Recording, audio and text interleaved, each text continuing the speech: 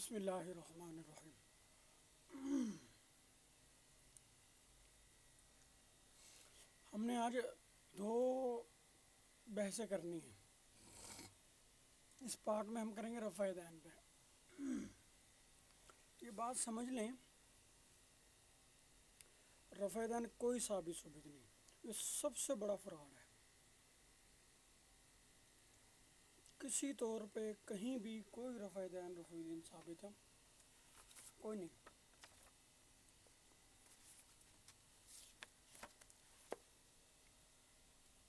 یہ دنیا کا سب سے بڑا فراڈ ہے۔ کوئی صحابی رفع دین نہیں کرتا تھا۔ شروع اسلام کی بات تھی، جیسے شراب حلال تھی پہلے شراب جو ہے پہلے نمازوں میں حرام ہوئی، پھر ہر وقت ہی حرام ہو گئی۔ اب آپ خود سوچیں، اگر یہ رفع دین ہے، نبی علیہ السلام 5 ٹائم نماز صحابہ کرام کے ساتھ پڑھتے تھے، سنت نوافل، روزانہ 100 سے زیادہ رفع دین آپ کرتے تھے، اور لاکھوں صحابہ کرام صحابیات آپ کو نماز پڑھتے ہوئے دیکھتے سنتے تھے۔ اگر اس میں ان کو اختلاف ہے تو انہوں نے قرآن کو خاک حفاظت کرنی تھی صحابہ نے یا نبی نے؟ جو دن میں 100 سے زیادہ دفعہ کرتا ہے بندہ، اب پہلی تکبیر میں کرتے تھے آپ، اس میں اختلاف ہے کہ کیا نہیں کیا، یہ ابو ہریرہ نے دیکھا یا عبداللہ بن مسعود نے دیکھا، عبداللہ بن عمر نے دیکھا، یا اس کے شاگرد سالم نے دیکھا، یا اس کا شاگرد زہری نے دیکھا، یا وکیع نے دیکھا، یا جناب علی یہ جو ہے امام احمد بن حنبل، امام شافعی، امام بخاری نے فتنہ پلایا ہے۔ تکبیر عیدین میں رفع دین ہوتا ہے، کوئی اختلاف؟ وطر میں رفع دین ہوتا ہے، کوئی اختلاف؟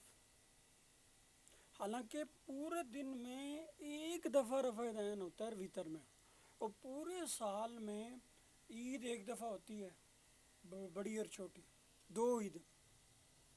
اس میں دیکھے صحابہ کرام کی ایک کریڈیبلٹی ہے کہ ان کے کسی صحابی سے اختلاف نہیں ہے کہ بھائی جی کیا نہیں کیا، کیسے نہیں کیا۔ وہ ٹھیکرے مارتے تھے، وہ جوتیے مارتے تھے، وہ فلان کرتے تھے، وہ ڈھمکان کرتے تھے۔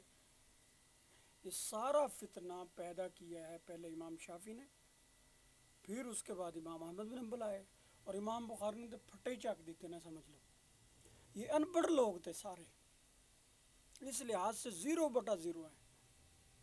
ان کو سمجھ نہیں آئی کہ درایت پہ جب بندہ بحث کرے گا تو وہ کہے گا صحابہ کرام کرتے کیا رہے ہیں۔ جو نبی پاک کا 100 سے زیادہ دفعہ دن میں ہونے والا رفع دین محفوظ، وہ وطر والا محفوظ رکھتے ہیں، وہ عید میں والا محفوظ رکھتے ہیں، وہ جا کے کیا کرتے ہیں، روزانہ سینکڑوں دفعہ جنازے ہوتے ہیں، سینکڑوں لاکھوں لوگوں کے نبی پاک نے جنازے کرائے، اس میں نبی پاک کا رفع دین نہیں پتہ کتنا رفع دین کیتا سی کہ نہیں کیتا سی۔ پھر صحابہ، یہ سب سے بڑی نبی پاک پر اور صحابہ پر اور قرآن پر گالی ہے رفع دین۔ یہ سوچیں اس بات، ان کی کریڈیبلٹی ختم ہو جائے گی اس بات سے۔ بھائی اب عبداللہ بن عمر، ابو ہریرہ حجۃ الوداع میں تھے، اس کی ایک روایت کرتے تھے نبی پاک صلی اللہ علیہ وسلم، بھائی اتنی ساری نمازیں پڑھی رفع دین کے ساتھ پڑھی، گالی مک جندی۔ جو اختلاف کرتا مطلب بعد میں ابو ہریرہ سے کسی نے اختلاف کیا، کسی اور سے کیا، وہ کہتے بھائی جی یہ کیا بات ہے، نبی پاک علیہ السلام وفات سے 2 مہینے پہلے جناب علی آتے ہیں ادھر عرفات میں، حجۃ الوداع کے موقع پر آپ خطبہ دیتے ہیں، وہاں مینا میں ادھر ادھر نمازیں پڑھتے 1 لاکھ صحابہ ساری دیکھتے نہیں رفع دین کیا۔ پھر مجال تھی کہ کوئی اختلاف کرتا، اس کا مطلب نہ حجۃ الوداع پہ آپ نے کوئی رفع دین کیا، نہ اس سے پہلے کبھی کیا، صرف شروع اسلام میں کیا، پھر وہ ختم ہو گیا، پھر وہ چوں کا مربع نہیں رہا۔ یہ بعد میں فتنہ پلایا ان لوگوں نے۔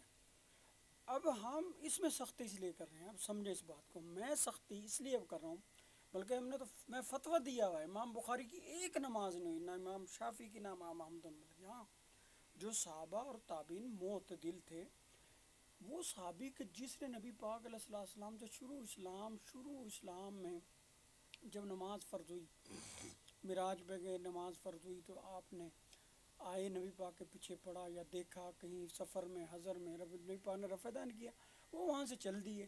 پھر کبھی ملاقات ہوئی نہیں ہوئی، یا اس ٹاپک پہ دیگر جو مکہ مدینہ کے صحابہ کرام پرانے ان سے اس پر بحث ہوئی نہیں ہوئی، اس بار پر ملحوظ رکھا نہیں رکھا. اب وہ اپنے تیے کرتے رہے. جیسے ایک صحابی ہے کہنے لگے رسول اللہ صلی اللہ علیہ وسلم بخشش کیسے ہوگی جنت، تو نبی پاک نے بتایا ایمان یہ، اسلام یہ، فلاں فلاں فلاں چیز یہ ہے.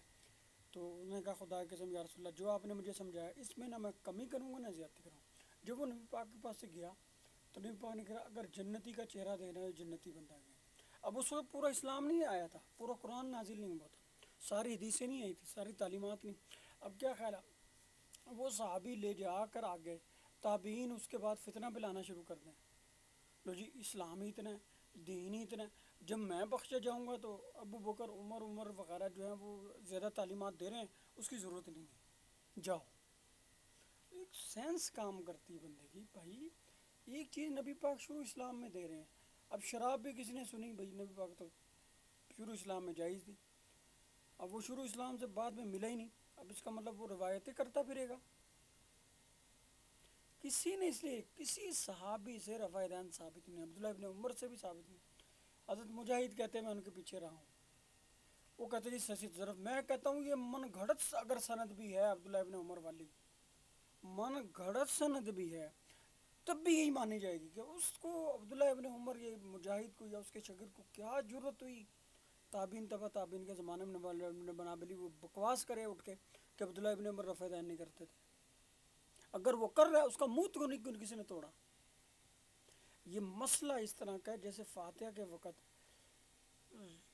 وطر میں اگر کوئی صحابی اس میں اختلاف کرتا تو دوسرا اس پہ کفر کا الزام لگا دیتا، بھائی تو کافر ہے، نبی پاک کرتے تھے اور تو نہیں کرتا. کیونکہ جو نبی علیہ السلام کو بالمشافہ کرتے ہوئے مسئلہ سمجھیں، جس صحابی نے نبی پاک کو بالمشافہ کوئی بات کرتے ہوئے دیکھا سنا، وہ اس کے لیے قرآن ہے، قرآن کی طرح ہے، اس میں اور قرآن میں کوئی فرق نہیں. صرف اتنا ہے کہ وہ نبی پاک کا فرمان ہے، وہ قرآن اللہ کا وحی ہے، کلام ہے. لیکن اس کی قطعیت میں، یقینی ہونے میں، بدیع ضروری ہونے میں اگر اس کو تھوڑا سی تذبذب ہو جائے، جیسے قرآن کسی حرف پر اس کو تذبذب ہونے سے وہ کافر اور مرتد ہو جائے گا، اس طرح نبی پاک کی تعلیمات پر بھی وہ کسی حرف ڈالنے سے کافر مرتد ہو جائے گا. اب جب یہی ایک بات تابعی تک آتی ہے، اب اس نے تو نبی پاک کو صحابی کو سنتے سناتے بات کرتے کرتے کسی کام کرتے کرتے نہیں دیکھا. اب اس کے لیے پھر اصول ہے کہ اگر اس کا مشاہدہ اس درجے تک پہنچ جائے جیسے نبی پاک کا صحابی نے کیا تو اس کے لیے تواتر شرط ہے. اب متواتر حدیث ہونے کے بعد، متواتر سند اور راوی ہونے کے بعد یہ نہیں کہ وہ صحابی کے بالمشافہ ہو جائے گی، نا بالمشافہ کی طرح ہوگی وہ متواتر ہونے کے باوجود بھی. کیوں؟ ایک وہ صحابی نے اپنی آنکھوں سے دیکھا، کانوں سے سنا. یہ کہ تابعی کہتا ہے میں نے صحابی سے سنا. اب تابعی سیکھا ہے نہیں سیکھا، کس طرح کا تابعی سیکھا ہی ہوتے ہیں لیکن ان کی ویلیو صحابی برابر نہیں ہے. اب اس کو نبی پاک کے صحابی کے درمیان جو ہونے والی گفتگو یا ہونے والا فعل اعمال ہیں اس تک پہنچنے کے لیے تواتر چاہیے. اتنے لوگوں سے وہ روایت چاہیے کہ جن کا جھوٹ بولنا محال ہو، جن کا جھوٹ پر اتفاق. اب رفع دین کرتے تھے نبی پاک، بھائی حجۃ الوداع میں دکھا دو، نہیں ہے بات ختم. اور ان کے لیے امام بخاری، امام شافعی، امام حنبل اور وہ جو متشدد ہیں، دیکھیں وہ صحابی جو رفع دین کرتے تھے نبی پاک کو دیکھا انہوں نے، ان کی بالکل نماز ہوگی، بالکل سنت کے مطابق ہے، ان پر کوئی قدغن نہیں. اسی طرح عبداللہ بن عمر سے کوئی ثابت نہ، ابو ہریرہ سے ثابت ہے. کس سے؟ امام بخاری نے من گھڑت کام کیے. امام بخاری کی یہ من گھڑت حرکتیں تھیں. امام بخاری نے ساری حدیث اور روایات کو گھڑا ہے. انہوں نے ادھر ادھر سے جا کے جو دنیا جہان کے مطلب وہ تھے نا ادھر ادھر لوگوں سے، ان پڑھ لوگ، پڑھے لکھے لوگ، وہ اس نے دیکھا ہی نہیں، اس نے کسی طرح امام ابو حنیفہ کو میں نیچے گرا دوں بس۔ اب امام شافعی سے سن لیں۔ امام شافعی کہتے ہیں جی لا يحل لأحد سمع حدیث رسول اللہ صلی اللہ علیہ وسلم فی رفع الیدین فی افتتاح الصلاۃ وعند الرکوع والرفع من الرکوع ان یترک الاقتداء بفعلہ صلی اللہ علیہ وسلم۔ حلال ہی نہیں ہے اس بندے کے لیے جس نے حدیث رسول سنی، وہ تو صحابی ہو گیا نا۔ امام شافعی کی یہی بات ان کے سر اتنی زور سے لگتی ہے، اتنی زور سے لگتی ہے کہ فارغ ہو گئے امام شافعی یہاں بالکل 0/0۔ میں نے کہہ دیا نا، اس بندے کے لیے حلال ہی نہیں جس نے نبی پاک کی حدیث سنی۔ یہ کس نے نبی پاک کی سنی یا فعل دیکھا؟ صحابی ہیں۔ پھر رفع دین رکوع کرتے ہوئے، رکوع سے سر اٹھاتے ہوئے، کہ وہ اس میں آپ کی نافرمانی کر جائے، یہ بات ٹھیک ہے۔ یہ امام شافعی محمد البل کے لیے بہت بڑا اینٹی وائنم ہے، پھکی ہے، پھکی نہیں پھکا ہے دو سب کے لیے۔ بھائی جب نبی علیہ الصلوۃ والسلام سے اس نے سنا کسی نے، اس کے لیے تو مرنے کا مقام ہے کہ وہ رفع دین نہ کرے۔ وہ 100 سے زیادہ ایک دفعہ نبی پاک کر رہے ہیں، پھر روزانہ کر رہے ہیں، اور 10-12 سال تک وہ کرتے رہے۔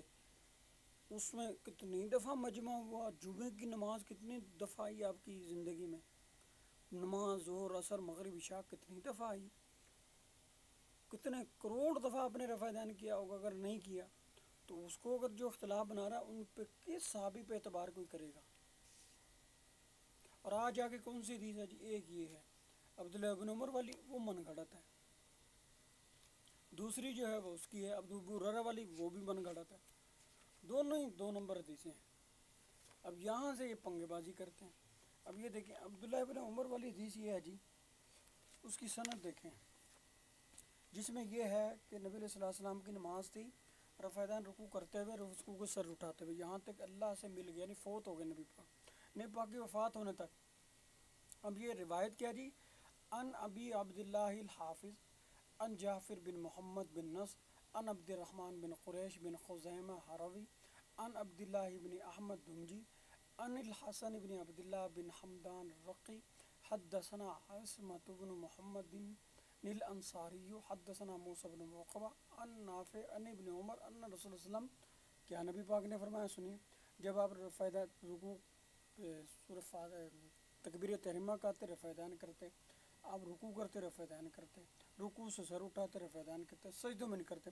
فما زالت تلک الصلاۃ حتی لقی اللہ تعالی، یہاں تک کہ آپ وفات پا گئے اور آپ کی یہی نماز رہی۔ اب اس میں 2 راوی ہیں، دونوں ہی دجال ہیں، عبد الرحمن بن قریش اور اسمہ بن محمد۔ اب یہ دلیل ہے صرف ان کے پاس، کیونکہ رفع دین کرنا نہ کرنا کوئی دلیل نہیں ہے۔ رفع دین کرنا نہ کرنا یہ دلیل اب چاہیے جناب نبی علیہ الصلوۃ والسلام مرتے دم تک حجۃ الوداع میں بھی رفع دین ہے۔ اب جب وہ حدیث ملی تو اس میں 2 دجال بیٹھے ہوئے، اس میں کتنے دجال بیٹھے ہوئے؟ 2۔ یہ نصب الرایہ جلد اول صفحہ نمبر 410 پہ بھی ہے، اور یہ جناب علی اور بھی بہت ساری جگہوں پہ ہے۔ سمجھ شریف میں بات آ گئی۔ اب جب یہ مطلب کی حدیث بنائی تو گھڑنی پڑی، اور یہ گھڑنی کیوں پڑی؟ ان کو بھی پتہ تھا یار یہ موت تک کی بات سمجھانی پڑے گی سب کو، پھر گل بنے گی، ورنہ ہے نا گل وچ ہور پینی گلنا بات گل وچ ہور ہو جائے گی۔ اب وہ جناب علی جو گل وچ ہور ہے وہ یہی ہے۔ اب دوسری ابو ہریرہ سے رضی اللہ عنہ سے، وہ بھی سن لیں، وہ بھی مقول ان کا سن لیں۔ وہ اس میں جناب علی سند ہے، اس کی سند ہے جناب ابو ہریرہ والی، حدثنا عبد الملک ابن شعیب بن لیث حدثنی ابی عن یحییٰ بن ایوب عن عبد الملک بن عبد العزیز بن جریج عن ابن شہاب عن ابی بکر بن عبد الرحمن بن الحارث بن ہشام عن ابی ہریرہ قال انه قال كان رسول الله صلى الله عليه وسلم اذا كبر للصلاه جعل يديه حذو منكبيه واذا ركع فعل مثل ذلك واذا رفع للسجود فعل مثل ذلك واذا قام من الركعتين فعل مثل ذلك۔ آگے کہتے ہیں کہ ما زالت هذه صلاته حتى فارق الدنيا، نبی پاک وفات پا گئے اور آپ کی، اب اس میں کون بیٹھا ہے؟ ابن جریج بیٹھا ہے، جتنے 90 عورتوں سے کتنی 90 عورتوں سے متزنا کیا. کتنی عورتوں سے؟ اب وہ شیعہ رفع دین کرتے ہیں. تو اصول حدیث کا قانون ہے جب بھی کوئی بدعتی نہ بھی ہو، اگر اس کی حدیث روایت اس کی بدعت کی طرف ہلکا سا شائبہ دیتی ہو تو وہ مردود ہے، اس کی روایت نہیں معتبر. شیعہ رفع دین کرتے ہیں اور یہ بندہ شیعہ ہے، مطلب کہتے توبہ کر لی، ایک دفعہ کر کے توبہ کر لی. بھائی اگر ایک دفعہ کر کے بھی اس نے توبہ کر بھی لی، اعتماد نہیں ہے حدیث میں. حدیث ایسی گھٹیا چیز نہیں ہے کہ ایسے زانی متبازوں کے حدیث ہم لیتے پھریں. اور وہ حدیث جو کہ اس کی بدعت کی طرف اشارہ بھی دے رہی ہے، اس لحاظ سے بھی چلی جائے گی. تو بات یہ کہ جب ایک حدیث گھڑی جس میں ہے نبی پاک وفات تک اور اللہ سے ملاقات تک رفع دین کرتے رہے، تو گھڑنی پڑی، اس میں زانی دجال کذاب قسم کے راوی بیچ میں ڈالنے پڑے. تو یہ اوقات ہے رفع دین کی. باقی وہ جو ہے نا ابن عمر سے فلان ڈمکان، وہ ساری فلمیں ہیں، وہ کوئی حدیث ثابت نہیں. میں بالکل ڈنکے کی چوٹ پہ کہہ رہا ہوں، یہ قیامت دن انشاءاللہ تعالیٰ سارے صحابہ کرام موجود ہوں گے، یہ میں گفتگو کروں گا. امام شافعی، امام بن حنبل، امام بخاری اس میں بالکل 100% غلط ہیں. انہوں نے حدیثیں گھڑیں اور یہ گھڑ کے انہوں نے یہ راویوں کو تلاش کیا، اور راوی کو تلاش کرنے کے بعد امت کو مصیبت میں ڈال دی. جو میں اس لیے یہ سختی کر رہا ہوں، قرآن میں ہے الذین هم فی صلاتہم خاشعون. یہ مومنین کی کیا صفات بتائی؟ قد افلح المؤمنون. مسلمان کامیاب ہو گئے. کیوں؟ کہ اپنی نماز میں خشوع و خضوع کرتے ہیں. اب دیکھنا ہم یہ اٹھاتے ہیں نماز میں، اللہ اکبر اٹھایا. اب اسی طرح ہم دہلے بندہ ویسے نہیں وہاں پڑھ رہا، کوئی آیا تو دور سے وہ حال چال کرتا ہے، بندہ کہتا ہے واہ جی ٹھیک ہو پاجی، اس کی نماز ٹوٹ جائے گی کہ نہیں؟ اس لیے پہلی ہی رفع دین سے رکوع کرتے ہوئے رفع دین سے نماز ٹوٹ گئی. امام شافعی کی بھی ساری زندگی کی نمازیں نہیں ہوئی، امام حنبل کی بھی، امام بخاری کی بھی، اور ایسے جتنے متشددین، علامہ سبکی ہے، تاج الدین سبکی، اس کی بھی کوئی نماز نہیں ہوئی. قیامت کے دن یہ ان حدیثوں کے گھڑنے کا بھی حساب دیں گے، اور جو نمازیں ان کی نہیں اس کے بھی یہ سزائیں بھگتیں گے سارے، سوائے صحابہ تابعین کے. اور وہ آج کل کے علماء صلحاء اتقیاء جو متشدد نہیں ہیں، جو اس حدیث کو متواتر ہونے کا دعویٰ نہیں کرتے، جو اس حدیث کو کیا بولتے ہیں، یہ نہیں کہتے جو رفع دین نہیں کرتا اس کی نماز نہیں ہوتی، یا اس کی نماز خلاف سنت ہوتی ہے، یا ادھوری ہوتی ہے، یا نبی پاک سے نماز رفع دین ثابت ہے. یہ نہیں بات کرنی، بس کہنی ہے جی روایات آئی ہیں اس میں جو ہے رفع دین کا ذکر ہے، بس اس سے جواز ثابت ہو جاتا ہے ایک معتدل درمیانے بندے کے لیے. جو متشدد ہے، انتہا پسند ہے، ایکسٹریمسٹ ہے، تنگ نظر ہے، اور بڑا ہی زیادہ فتنہ پرور ہے، شر پسند ہے، اس کی کوئی نماز نہیں، رفع دین کرتے اس کی نماز ٹوٹ جائے گی. بس صرف اتفاقی رفع دین کرنے کی اجازت ہے، وہ چاہے وہ عیدین میں ہو، وطر میں ہو، اور شروع کی تکبیر تحریمہ کے وقت. بس اس کے علاوہ امام شافعی کی ایک نماز نہیں ہو، جاؤ فتویٰ دے دیا میں نے. یہ قیامت تک قائم رہے گا. ایسے متشدد فتنہ جو کہے گا نا، جو عبداللہ ابن مبارک کی، اور ان کے لیے ٹھیک ہے وہ مسلم والی پھر روایت پیش کرو، حضرت جابر بن سمرہ والی، بھائی اسکنوا فی الصلاۃ کانہا ادنی بخیل شمس. یہ امام بخاری کے لیے پھکا، یعنی پھکا ہے یہ. امام شافعی، امام احمد بن حنبل اور ان کے وہ پیروکار جو متشدد ہیں، تعصب پسند ہیں، انتہائی متعنت ہیں، تنگ نظر ہیں، انتہائی جو ہے نا وہ نامناسب رویے کے حامل اور مالک ہیں، ان کے لیے یہ پھکی ہے. بھائی دو گھوڑے کے دونوں بت کے ہوئے گھوڑے ہیں، یہ سارے یہ بت کے ہوئے گھوڑے تھے سارے. یہ حدیث نے کہا، میں نہیں کہہ رہا، میں امام بخاری کے پاؤں برابر، میں امام شافعی بن حنبل کے پاؤں برابر، میں ان کی خاک پا بھی نہیں، لیکن جو غلط بات ہے ہم سخت ہیں اس میں.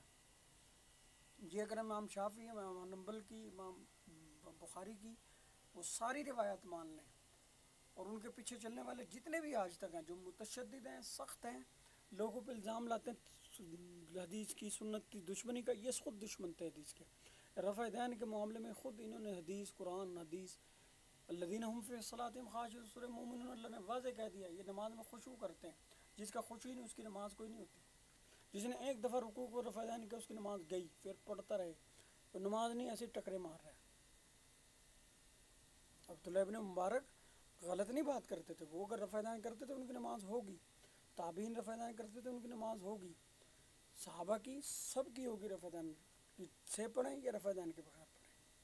لیکن جو بندہ صحابہ کے بعد متشدد تھا، تعصب پسند تھا، روڑے مارتا تھا، پنگے بازی کرتا تھا، اس کی رفع دین نہیں ہوئی۔ اور جو صحابہ سے ایسی کوئی بات ثابت ہے، روایت آئی ہے، وہ ثابت نہیں، وہ گھڑی ہے ان لوگوں نے، یہ راویوں نے جو نا تابعین کے زمانے میں جو شیعہ تھے، رافضی تھے، خوارج تھے، قدریہ تھے، جبریہ تھے، کھسکے ہوئے لوگ تھے، انہوں نے گھڑی ہے۔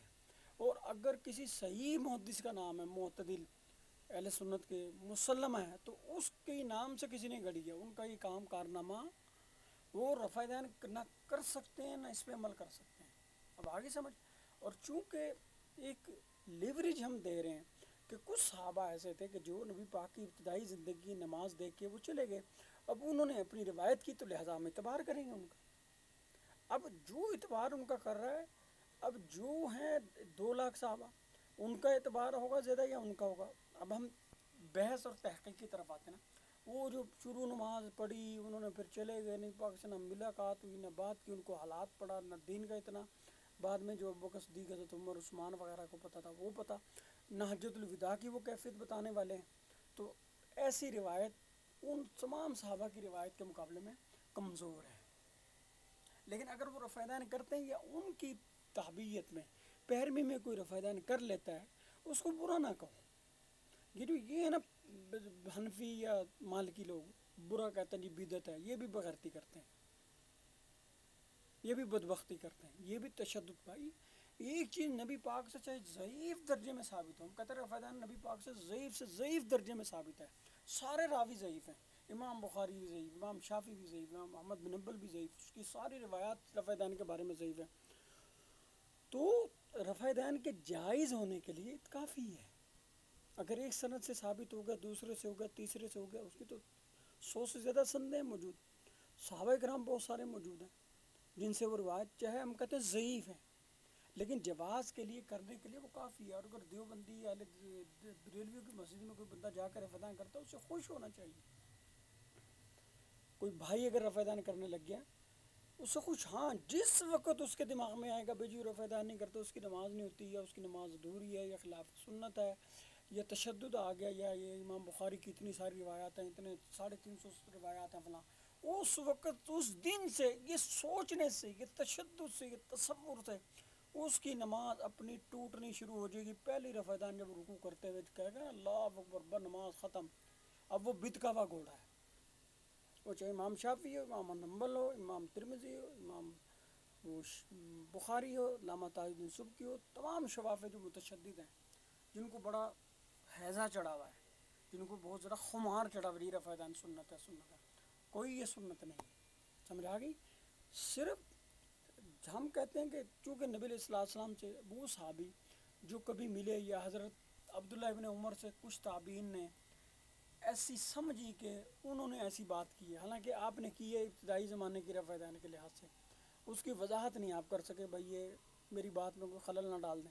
اب جو تبع تابعین تھے، امام بخاری، امام شافعی جیسے تھے، انہوں نے بڑا، ان کو ہیضہ چڑھا ہوا تھا، ان کو بخار چڑھا ہوا تھا، بھائی حدیثیں اکٹھی کر لی ہیں ڈھونڈ ڈھونڈ کے، ایسے حدیثیں جن پر عمل نہیں ہو رہا، اور وہ حدیثیں ثابت ہیں نہیں ہیں، وہ نبی پاک اور صحابہ کے لیے گالی ہے، ان کی بد اعتمادی کا ذریعہ بنے گی، ان پہ طعن و تشنیع کا ذریعہ بنے گی، ان کی جو ہے نا دین اسلام سے جو اہتمام اور بلا پرواہی ہے اس کو شو کرے گی، ان کا اس سے سروکار ہے۔ بہت سی روایات گھٹی کر کے انہوں نے امت کے سر ایک مصیبت ڈال دی۔